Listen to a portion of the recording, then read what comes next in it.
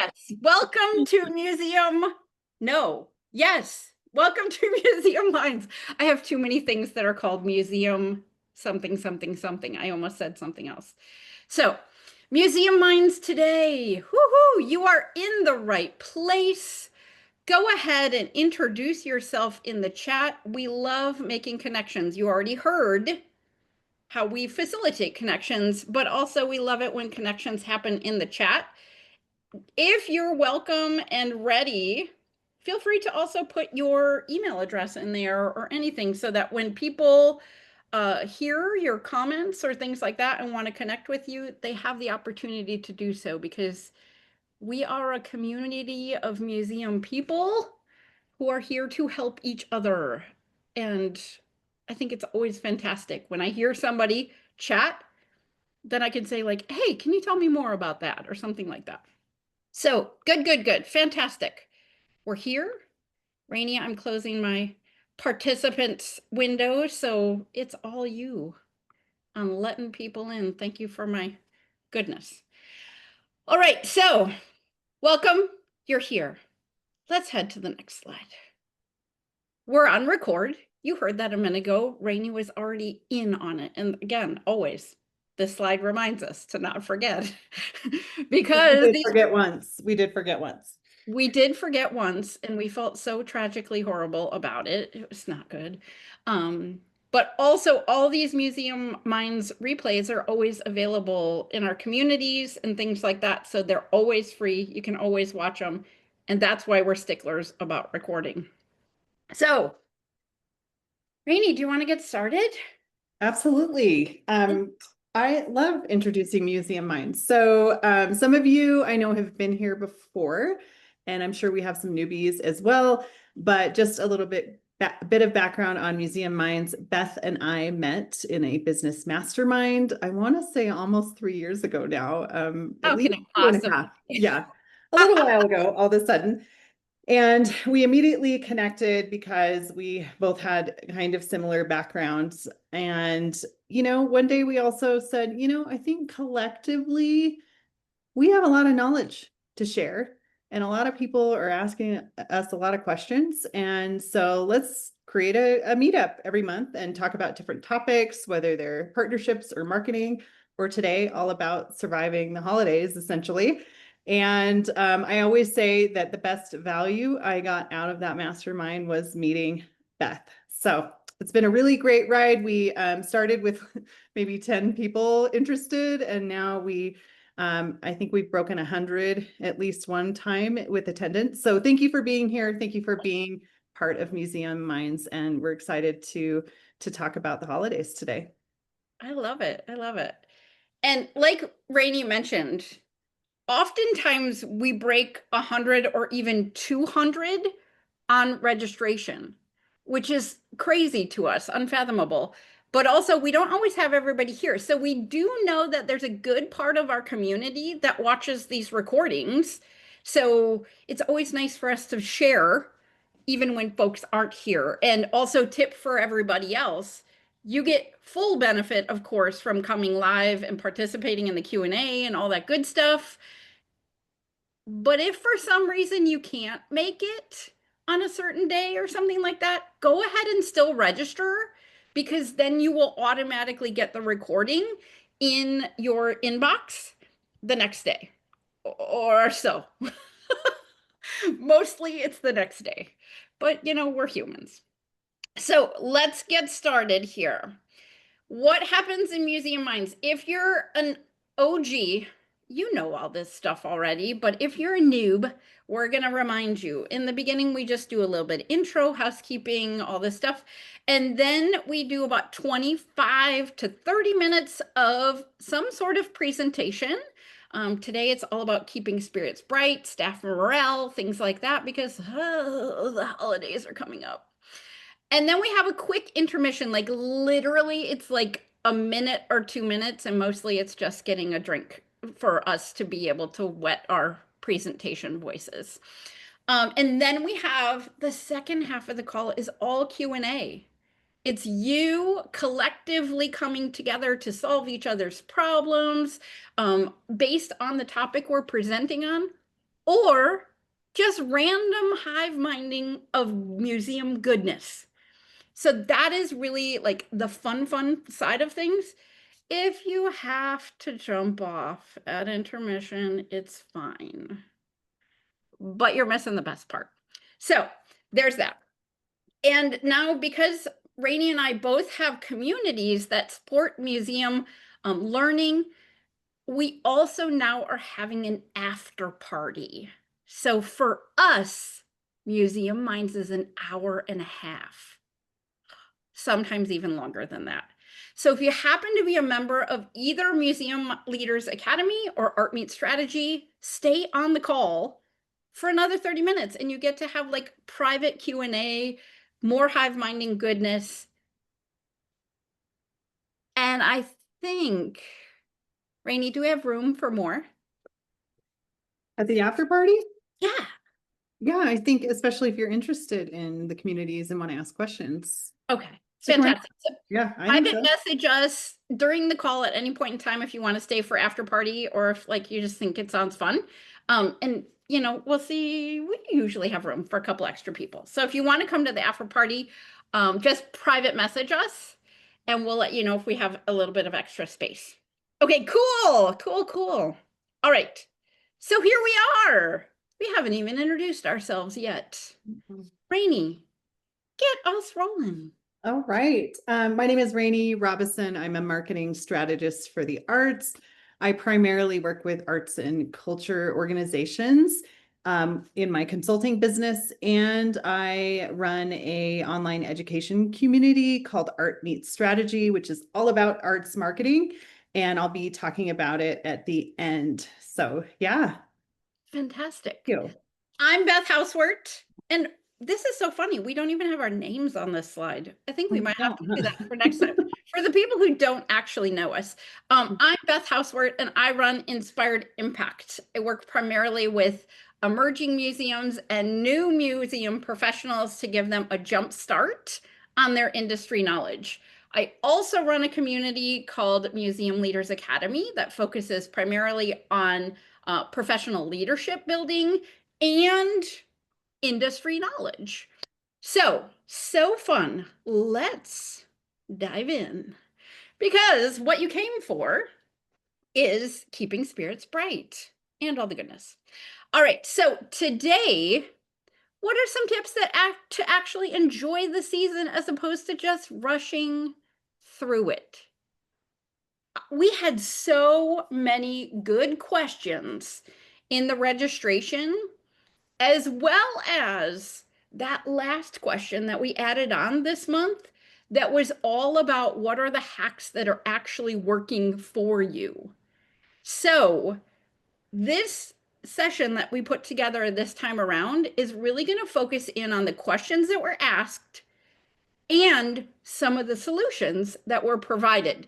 So collectively, I had ideas and thoughts about all of this stuff, but I also wanted to include all of that goodness and nuggets that came from the registration.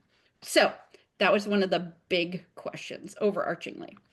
So let's get started with something in the chat. What do you feel is draining your team the most during the busy season? Whether it's something that's already started with Halloween and events and things like that, or it's something that you collectively see year after year from all of the craziness. Right. And pedal to the metal on year-end giving. Oh my gosh. Our fundraisers in the crowd know exactly what you're talking about, Anne. Big event days. You know that the holidays bring tons of big events. Absolutely. Open play versus community events. So many events. 18 train trips over 6 days a week. I'm not in a train museum, but that sounds exhausting to me. I think 18 events over 6 days a week sounds exhausting, whatever the event is. Woo! Fatigue and burnout, highest attendance days of the year, the biggest crowds. uptick in the overall numbers and having less space due to companies renting our multi-purpose room for Christmas parties. Ooh, Max, I love your specificity on that one. That was so good. Max, you're at Pretend City, right? Or one of those. I'm with the Discovery Children's Museum of Las Vegas. Ah, okay, you're with Laura. Yes. Oh, yay. Yep. Friends. Okay, so oh my gosh. Duffy, we're not even going to touch that one in the politics in the greater world right now. Yeah. It's to be taken into consideration. Absolutely. It's a stressor on everyone. Uh-huh. Uh-huh.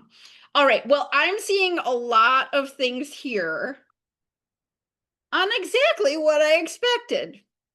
It is peak chaos time. There is tons of people here. Oh my word. And then our teams are thin, whether it's because they're working a million hours or a million events, or they're calling out sick, or they're gone on holiday vacations. And lastly, who's got energy for all this? Right? We're trying to get our Christmas shopping done and we've got a million other things to do. So I think collectively, what we see here is kind of what I was seeing.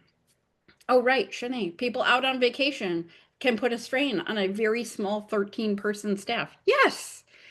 All right, so there's one of the questions right there off of registration. How does leadership support the staff and not burning out while still staying efficient? Ooh, let's get to it. Okay, so what I did is I put together 5 quick tips for everybody.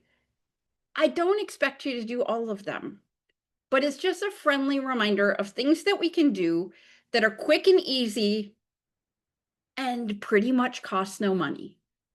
This is like, I was just talking on a call recently. This is like the 30,000-foot view of things that we can do. Literally tomorrow in Museum Leaders Academy, we're having a big group collaborative session where everybody gets to share their ideas about the same topic. And then in December, I'm doing a deep dive workshop all about it too. So today is the beginner. Today is wet your whistle and get some quick, actionable things that cost no money. So let's do it because everybody wants a breath of relief. Okay, first up, what non-monetary ways are we rewarding our employees? First things first, you have to build in that flexibility now. I actually called up Jennifer from, oh my gosh, I have it in my notes. She is from Bruce Moore Historical House, because on one of the last calls, she was talking a little bit about how they were doing all different types of scheduling during the holiday season so that they could start to have shorter shifts. Instead of a big 8-hour shifts for some of their teams, they were able to do 2 4-hour shifts. Yes, it's a bit of shuffling and juggling, but when the intensity of the day is crazy, sometimes shorter shifts work. The other thing you can see in that picture down there, oh my gosh, those are some of my great friends, Elsa and Anna. They also did some shorter shifts because they were able to choose evening events as a fun dress up instead of a daytime shift that was 8 hours. So again, shorter shifts are helping just because the intensity of the day is big. Give the option. Not everybody has to take it, but it's there. One of the other things that Jennifer talked about is that they started putting self-guided tours into a schedule that consistently had docent-led tours. So again, it's creating flexibility in what your team members are doing throughout the day. So again, self-guided versus docent-led. The other thing in our children's museum world that has happened a lot is having kind of drop-in visits, or if you have an empty classroom, set it up with Imagination Playground or set it up with some Lego tables so that when the floor gets really, really heavy, you can open the door and say, the Lego room is now open for the next 3 hours. It gives you more space on the floor, but it doesn't necessarily mean that it has to be maintained all day long. But it alleviates when attendance is high during that peak time. Or you just have a staff member in there doing one fun thing, something like that. And my other suggestion, start cross training now. You know that people are going to call out. You know that you're going to be low on teams. So if people know how to do multiples, you get such a bigger pool of folks to pull from when that team is low. This includes admin. This includes admin. One of the big things that came back in registration was how much people appreciate when admin steps down on the floor to help out. So cross-train your admin now to help out during the busy days with that expectation, which leads me to, man, I'm really good at transitions and I didn't even realize it, but clear expectations now. We know that the season is busy. We know that, I don't know about you, but like I value transparency. And I think that a lot of our inexperienced staff or like our younger staff, they too value knowing what's coming as opposed to it's going to be busy. So in doing that, have like a little 10-minute, here's what December is going to look like. And don't just say it's going to be busy. We have to get specific. Give them real numbers. On a normal day, the museum will see 100 people. During the holidays, we expect at least 400 to 500 people in the building. Start prepping yourselves now for that reality. Also, remember the museum's going to get really, really loud. There's lots more people. There's lots more action. And then it's always good to start giving the, if this happens, then do this. Make it so that your staff doesn't have to guess what to do when they start to feel uncomfortable or when they're presented with a situation that is uncommon for day-to-day off season, but it is very common during season or that holiday time. For us, I live in Southwest Florida. So for me, when I say the word season, it means something totally different because we're a very tourist heavy area. So for us, as soon as like Thanksgiving or Halloween passes, Thanksgiving is coming, definitely once Thanksgiving is done, all the way until April, our population like doubles, I think. It is outrageous. Ugh. So when I say season, it means something totally different. One of the other things that I like on this one is normalize the conversation in saying, if you feel overwhelmed, that's normal. You're not failing. You're not doing a bad job. It is busy and it is a lot to take in. This is who you can call for help.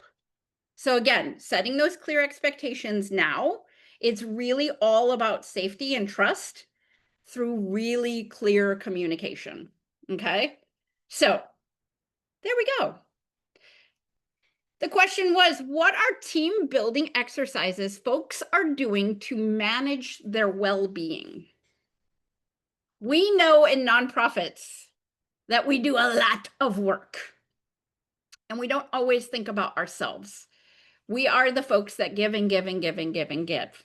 So we have to remember to think about ourselves once in a while too. So here's some good tips on this one. And again, debriefing after tough days is not about just venting. It's about helping your team process and reset together. Because I know I know that when I thought it was a crazy day, what I thought made the day crazy is not always the same thing as what other people thought made the day crazy. So if we're hearing from our teams that it's something completely different than we're prepared for, that means we're checked in a lot more to help tomorrow to make sure that what made it crazy yesterday has some actionable steps today. So quick and easy, 5 minutes at the end of the day. Everybody has reset the museum. Hey, everybody, let's come together quick before everybody punches out. What was one thing that went really, really well today? And what was one thing that was a challenge? And heck yeah, friends, we survived. We made it. It was so good. But it's giving you kind of a barometer check on how people are feeling, and they're also having the opportunity to let you know. So I love a good debrief. It does not have to be in depth. It can be 5 minutes, 2 questions, and congratulations. You made it. Fantastic. Whether it's always on Friday, maybe it is every day. What could it be to kind of just debrief and send them on their way so they don't have to ruminate on what happened during the day? All right. You might do a debrief at the end of the day, but what about through the day? As administrative staff, as supervisors, you might be a floor manager, you might be a coordinator, you might be a fellow team member, you might be an executive director. I think during those busy times, it's extremely important to be visible. We have a million things to do, but we have to be realistic about how much we're actually going to get done in November, December, and January, and plan for that. So be visible, be available, ask questions, listen to your people, and be really reassuring. It's not groundbreaking stuff. No, no, no.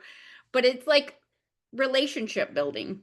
And you're regulating stress in your staff by creating these relationships and them knowing that you're open to checking in with them and how are they doing. So this is what a quick 2-minute check-in looks like. Sometime throughout the day. Hey, how you holding up? Quick, easy, not detailed, but personal contact.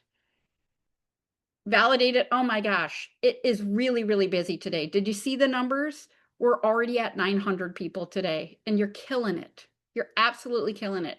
I love how you're doing this today. It's fantastic. You do not have to give solutions. Sometimes people just need you to hold space for them and to listen. It's happened time and time and time again. It's ruminating inside of them. And then when somebody says, how are you doing? Like even just me saying it, like my shoulders go down and I feel like somebody else sees me. Like, so good, right? Thank you. I saw the hearts. It was so good. I agree. Check-ins are so good. And then remember, follow up the next day and just say like, hey, how you feeling today? Did everything go okay? Because a lot of times too, for our folks, you'll know it. Some of them like to be called out in the big group. And a lot of them like the more personal touch. Start with the personal touch in that you're asking them how they're doing. It's a one-on-one. That's going to mean a lot. And then if it seems right, recognize and celebrate them with specifics. So again, what are these non-monetary ways that we can reward our employees? I'm not saying that this is in lieu of a bonus. Heck no. But it is ways to acknowledge our teams to make sure they know what they're doing is meaningful. And I put the word specifically.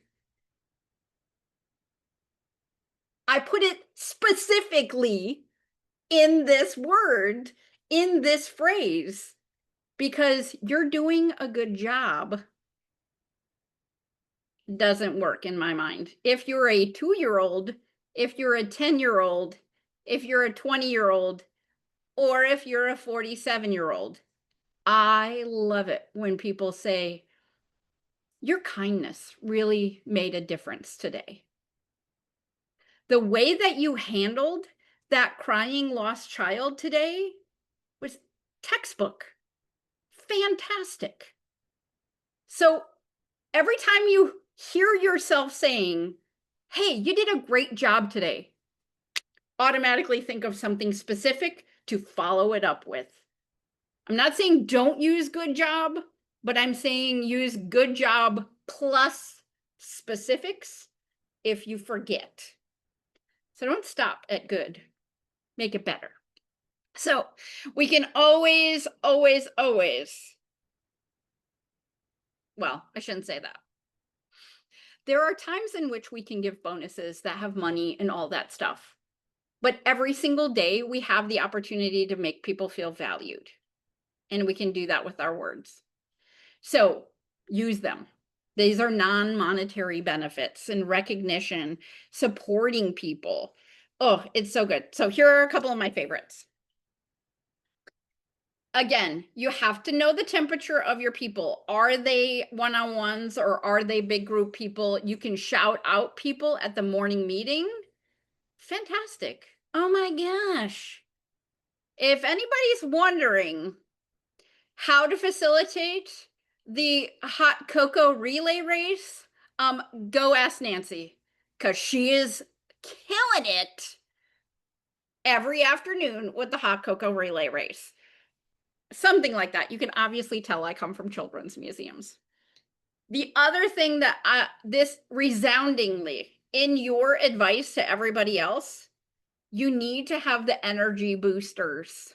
And again, this is not in lieu of recognition, rewards, or anything like that, but I love to be able to provide lunch, snacks, coffee, something like that, so that I don't have to worry about stopping at the coffee shop on the way in.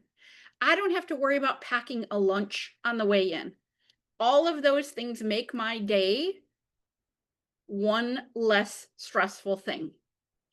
And holy camole, if there is 1 million people on the floor and I am exhausted, I will absolutely go for a 2 p.m. coffee, even though I don't normally drink coffee. Well, I do, but you know, your team might say that. So I know that for me, inside the museum, we had coffee on all day long for the month of December. It seems little, it's not much, but I know there were so many people that took advantage of it. It's so good. It's so good. Maybe it's about empowerment and autonomy. These two things right here are practices that I love. We did Elf on the Shelf every single year, and it is a lot for one person or the marketing team or whatever to do Elf on the Shelf, but we would assign it to different staff members every single day.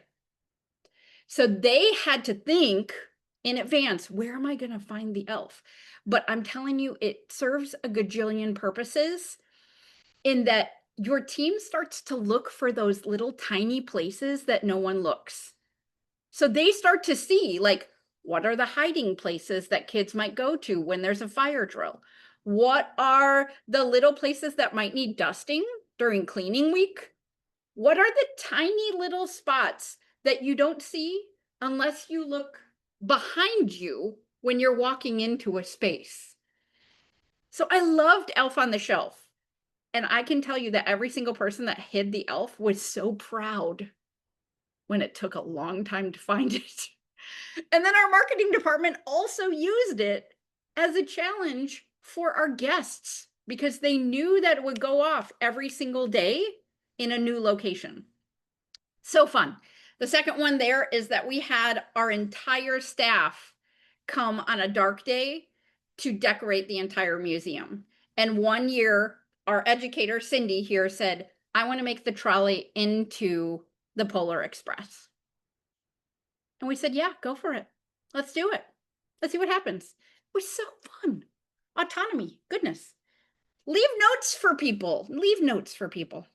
All right, so that was number 5. But like I said, I'm not a gatekeeper of information. So I have 2 more little sections. Do not forget about yourself. You need to protect your own energy. And that was some of the suggestions that came and from personal experience. Holy camole, it gets overwhelming as a supervisor and as an employee. So we have to remember to take some time for ourselves. And it can be super easy. I remembered on busy days, and some of my community members will know this because I've told this story a couple of times. When it gets crazy, I would go in my office and close the door and put my feet up on the windowsill and stare out the window because I needed it to be quiet and I needed to collect myself. I needed to process all the peopling that had happened throughout the entire day. Like, it's a lot. And we have to acknowledge that. We do not have to wait until 5 or 6 p.m. to have that break. You can do it in the middle of the day. Time block lunch. Go get lunch. These are all the things that legally you're supposed to have. And I know it gets crazy and I know it gets busy, but at least a couple of times a week. Go off site for lunch because then you can actually relax. Yes, eat outside, hidden in plain sight. I like it, Melody, except for those northern people where eating outside means like putting on your mucklucks and parka, right? Oh, some of the other suggestions that I have and come from the suggestions was like, it's okay to say no to the extras. When people are saying like, oh, let's just do one more program. It's okay to say no. I remember certain times it was like, hey, we have this evening event. Can you come? And I was like, well, my family has something that night and I probably should. It's okay to say no once in a while. It really, really is. You have my permission, you know? If you're calm, it helps your team stay calm, but also it's modeling for your people that your boundaries are important and so are theirs. So there's that. Whoo! Yes, yes. All right. So there was so many hacks, so many things that everybody talked about. I gave you my top 5 and a little bonus protect your energy, but I'm also going to give you a little peek into the nearly 100 hacks that came from registration. I dropped them all into AI and had AI group them and categorize them based on what was given. So here we go. Number 1, food. Number 1 is food. I think it's important to support our people in many, many ways. And that's why I did not put food as number 1. But for you all, your top suggestion was food. What I loved the quote, feed the people. I also remember back in the day, we had our events folks, and they would always categorize it as the care and feeding of people. At big meetings, we always had food because you have to have the care and feeding of people. Absolutely, absolutely. Lunch on busy days, feed them, let them dress up, bring in treats and snacks. Oh my gosh, all the goodness. Celebrations and dress up days. If you're in a children's museum, that's a given. How many costumes do I have? It's a little outrageous. Well, more than most. I'm not outrageous. But it's so fun. Oh my gosh. And then of course, our OG Daniel actually hosts Festivus for his people before everybody leaves for the holidays. Isn't that great? Oh my gosh. Then we have recognition, encouragement, communication, managers leaving thank you notes, gift card drawings. Heck yeah. Oh my gosh. Over communicating and overstaffing. Yes, yes, yes. Fantastic. I see your snaps, Melody. Yes, yes. Working side by side until it is done. Yes. Yes. All these are so good. Flexibility and boundaries. A lot of these things are the ones that I talked about too. Fantastic. Wonderful. Reflection, team connection, time away from the office for lunch or coffee. Reiterating what I just said. Playful, have improv games. Somebody hired an improv coach just before the holiday season in an effort for their team to have all kinds of cool techniques on how to deal with the unexpected. Ooh, I loved that. Trivia games, collaboratives. And then also, there were fails posted. Staff were not interested in holiday parties. There are too many holiday parties going on to begin with. We don't want to add another one to the list in some areas. So there were suggestions of like, do a celebration after the holidays are done, a we got through it party, or a New Year's party, or something like that, as opposed to otherwise. I know that at my past museum, we always had a birthday party because our museum birthday was in February. So we always said, we'll do, instead of a holiday party, we do a birthday party. And then everybody had that opportunity. Sometimes potlucks that are forced are horrible. Ugh, not everybody loves to cook and you can only have so many bags of chips, right?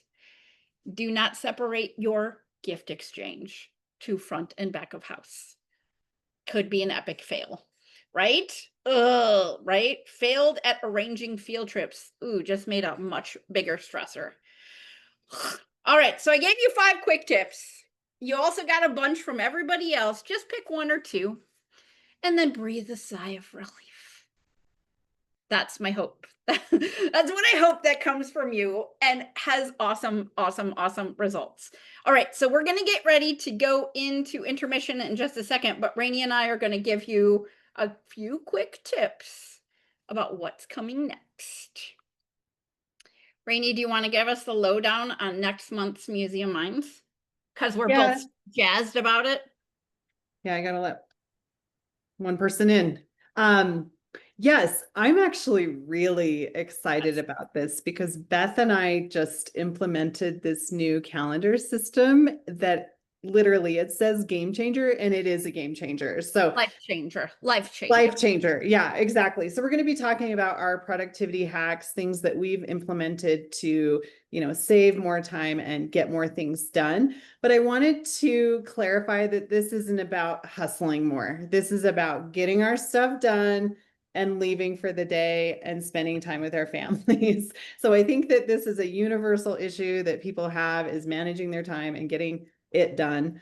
We almost called it something else, but getting it done.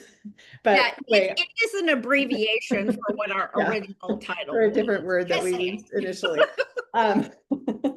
Anyway, we're really excited. We hope you'll join us. And again, if you can't make it, if you're booked on December 10th, still register and you will get the recording. So good, fantastic. We love it. This is going to be a good one. And I can tell you right out in Museum Leaders Academy last month, we did a group collaboration all about time management and task management. And when I opened the floor for everybody to tell me what they do, everybody was like, I don't know. Like, I don't know. Like, I just give me all the tips. I have this planner that just doesn't work for me. Yeah. And I was like, okay, let me tell you about what I'm doing. And it's been so amazing. Yes. So, okay, cool. That's that. As always, Rainey and I are available to chat it up. We always love talking with any of you and all of you. I think Rainey's going to put into the chat how to get a hold of each of us if you think that we have some fun insights or you just have a really burning question that you want to ask. We're here for you. And then Rainey, tell us about social media that shines. Okay. I did want to say that I just put the Museum Minds link in there, but that's going to show this workshop. But later today, there will be a registration unless I can throw it up there. Yeah, I'll put that up in a minute, but I just realized it's going to have today's workshop on the website. But we will get you the registration link and you will get an email about this tomorrow if you want to register. So we will get you that information. So yeah, let's talk about social media that shines. So I mentioned this earlier, but I run an online community that is all about arts marketing, and our next week's topic is social media that shines. So we will be talking about content planning, but we're also going to go beyond that and talk about storytelling. So you're not just like posting out into the void and talking at your audience and posting events. It's really about creating real connection with your audience through telling stories. And we're going to also talk about something called hook points. How can we stop the scroll so people don't just scroll past you? So it's going to be a really exciting topic to talk about. And the next month, I guess I can't do that. There you go. Thank you. We're going to have a content party. So I don't have a December workshop, but this will be a group creating a 1 month content together. You can ask me questions. I do have sort of a content planning spreadsheet that I think is really helpful that you can use as well. And I'm really excited to do this as well. All you have to do is join the community, and I'll put them both. Oh, I'll put mine in and then I'll put yours in a second. So I'm putting this in the chat now. All you have to do is join the school community. You can get recordings to all of the previous workshops, you're in for all the future workshops. Right now it's free. It won't always be free. So I would join now if you have even the slightest amount of interest. So we'd be excited to have you there. Oh, one more thing I wanted to say. It is specifically geared towards arts marketing, but I do try to throw other museum examples. So children's museums, history museums, anything art adjacent, arts and culture is welcome. So we would love to have you there. Fantastic, fantastic. And I have to say that we are absolutely trash when it comes to keeping ourselves on time. I'm so sorry. I think Well, we we'll have to have a change little that first time slide to be like, for it's a questions. 35-minute Yeah. presentation because I can never stay within 20 minutes, and I apologize, but also at the same time, I think everybody kind of appreciates extra tips and tricks, right? All right, here's my calendar for the month. If you want to know more, there's some pretty good posts on LinkedIn recently that dives into each one of these things. I've got 2 big workshops coming up this month. Mission Me. It's all about how to have personality in every staff member, but stay inside the have personality, but stay inside the museum's mission. And I used to do this all the time as a workshop in the past. And I kind of forgot about it until I went to Target the other day.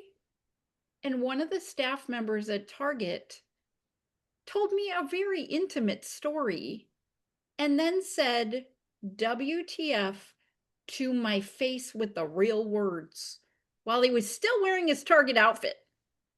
And I was like, oh, ugh. And I thought, you know what? Maybe it's time to bring back Mission Me for all the other people so that we don't have to be having guests have that same feeling when our team does this. So that's what Mission Me is all about. And then, of course, Wonder Makers is a standard curriculum. It's the 3 essential steps for museum engagement. Again, you've heard multiple times Museum Leaders Academy is out there all year long support. There are some members in this call right now. So if you have any questions, they also can jump in and help answer any of those questions. If you are a person, wave your hand and say hi so people know who to ask. Yay, Jen. Yay, Shanae. I see you guys. Yes, you're here. There's a couple other ones, but they're off camera too. So there we go. Intermission. This means I'm going to take a drink of water because I am no good at keeping time. So I'm going to stop sharing and then we can go straight into Q&A. Who's got a question? There were Anybody? lots of comments in the chat. So Yes, let me scroll back. yeah.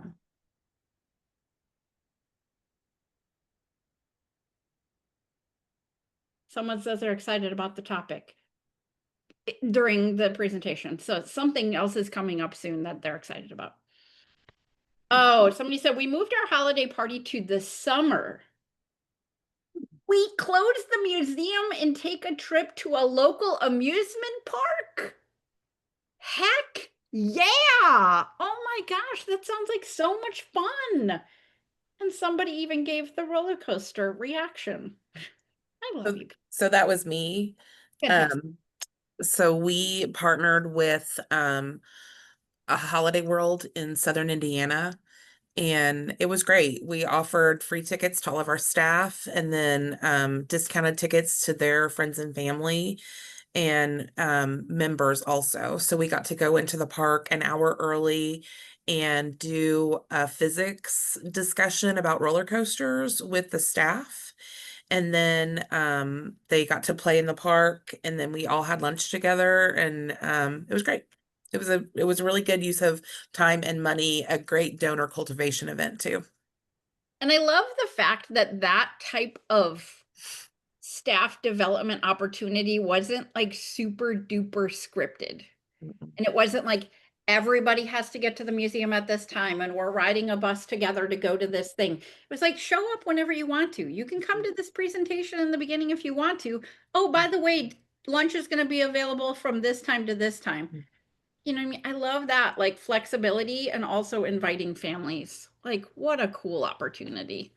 Kudos on that one, Susan. Where are you from again? Terre Haute, Indiana. And it wasn't my idea, it was my director of operations idea. He is super smart. And actually, we created this relationship because we're part of the Indiana Tourism Association. Mhm. And Holiday World is a huge attraction in our state. And so we met their vice president of marketing at another professional development opportunity. And Jamie came to me and said, "Hey, can we do this?" And I said, "Yes, go forth and do." And it Yes, was great. And I think it'll become an annual thing. I love that. And I Mm. also have to tell you, Jamie was also the one who took our entire ACM program committee to the Mhm. Padres game because it Yeah, was that his big idea. And he was like, Victoria, can we go to the Padres game yeah, as a crew so that yeah, ACM has to pay for all of us to do it? yeah. That So tracks. if you're going to interactivity, the Association of Children's Museums annual conference in April of next year, we were in San Diego for the planning meeting, and the Padre Stadium is like literally right there. It's so fun. It's so fun. All right, back on track. More questions. Raise your hand, come off mute. Tell us your thoughts. Also, if you have questions outside of supporting team members, feel free to ask those too.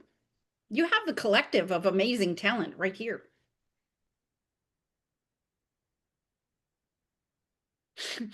Someone said, I'm so opting out for our after work Christmas party on a Friday. Yeah, I that was love, me.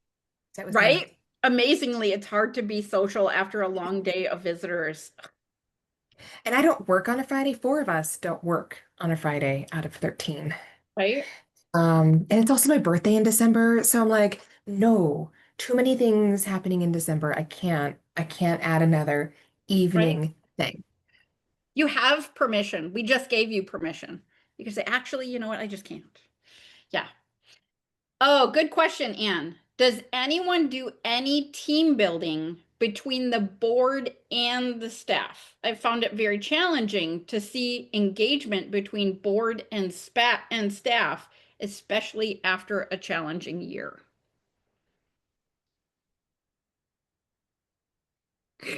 Jen, I love your face. You know I was looking at you. I'm Any very good at suggestions? hiding my facial Right? expressions. That your poker face is failing. So I do remember having these types of events in the past, and I remember having a bit of a cocktail party where the board and the staff were expected to commingle, and it was really tricky. You know, as a senior leader, I mingled with the board often, so it wasn't a problem for me to chat it up with those folks because I just see them as other great hive mind people that happen to maybe have money or have a big job or something like that, you know.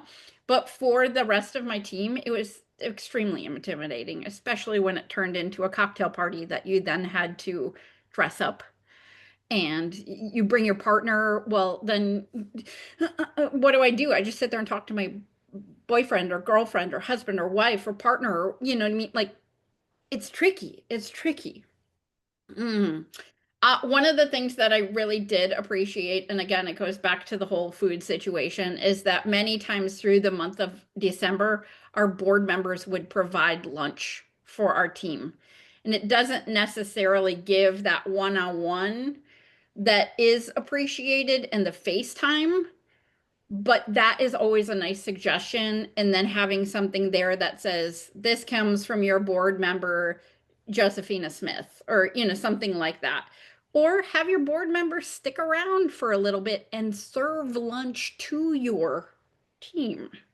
Weird, right? Awkward.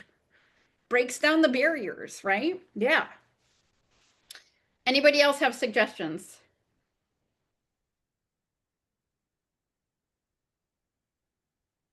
I'm reading the comment from Caitlin.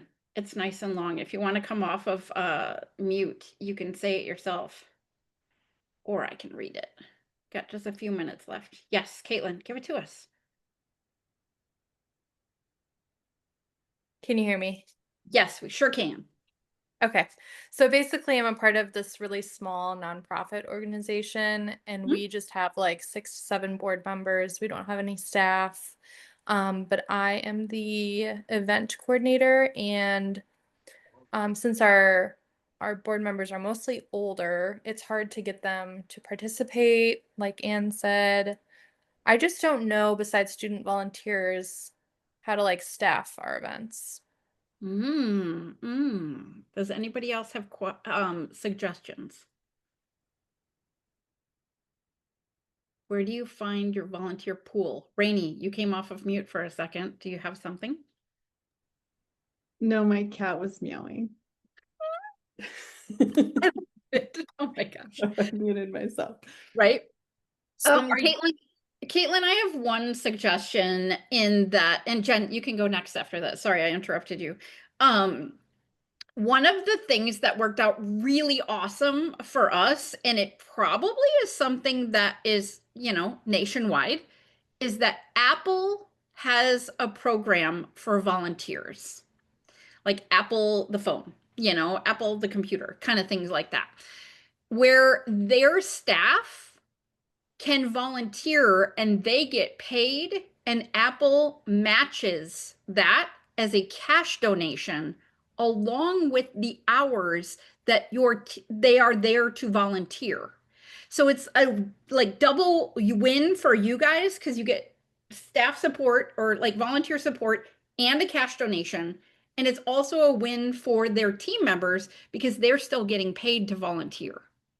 So this is something that happened a while back. So make sure you always call Apple to see if that's an option, but also like Junior League or like some of the other service-based organizations. I know that, you know, our high school had a service-based organization. Sometimes it's hard to wrangle teenagers, but if they're choosing to be in a service-based organization, sometimes they're just like a little level above. All right, Jen, you go, and then Kevin, you're up next. 3 minutes. So I think Microsoft has a very similar program to what you were explaining with Apple. But I know where I'm at, we have a couple colleges that we get a number of volunteers from different scholarship programs that they're an academic-based scholarship, so they have to do so many hours every semester.